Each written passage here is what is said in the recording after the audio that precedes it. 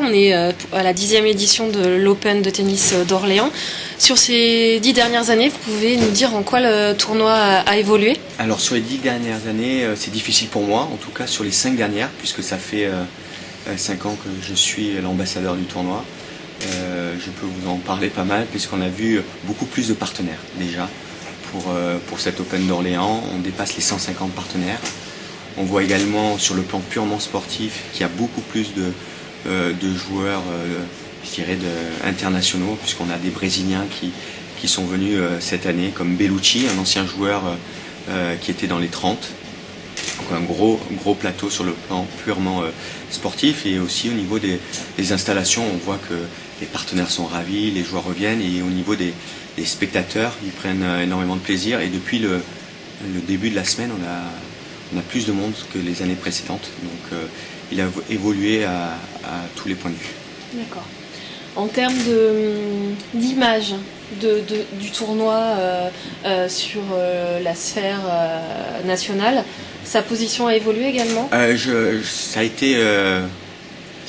on est le 6e tournoi français, après Roland-Garros, Bercy, et 3 autres tournois français comme Marseille, Montpellier et Metz.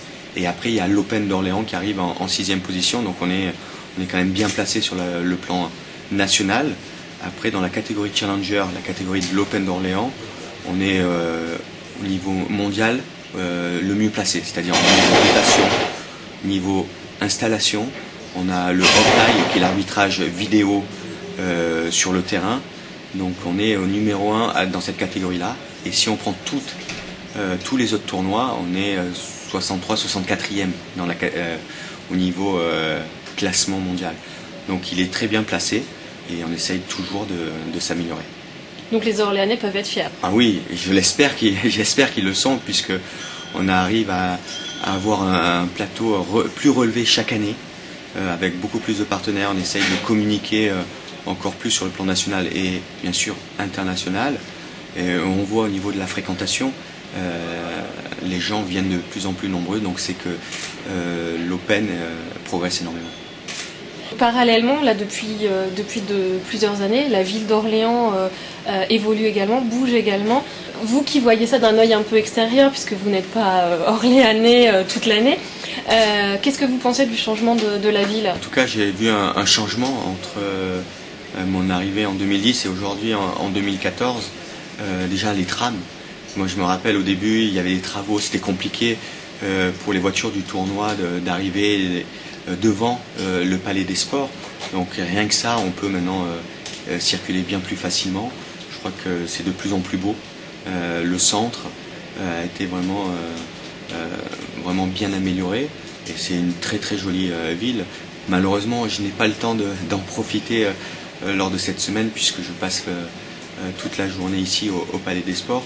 Mais en tout cas, les joueurs sont ravis lorsqu'ils viennent ici à Orléans. D'accord. Bon, alors vous nous dites que vous n'avez pas trop le temps d'en profiter, mais si vous deviez nous citer un endroit où vous aimez bien aller quand vous n'êtes pas au Palais des Sports à Orléans, un seul, vous en avez? Non, en fait, j'adore marcher. En fait, donc on est à l'hôtel en bordure de Loire, donc marcher le matin là-bas, c'est agréable, puisque je suis toute la semaine à l'intérieur. Et puis me balader dans les rues piétonnes également, dans le centre. Donc voilà, j'adore marcher sans savoir où je vais, mais en découvrant. Super. Merci beaucoup. Avec plaisir.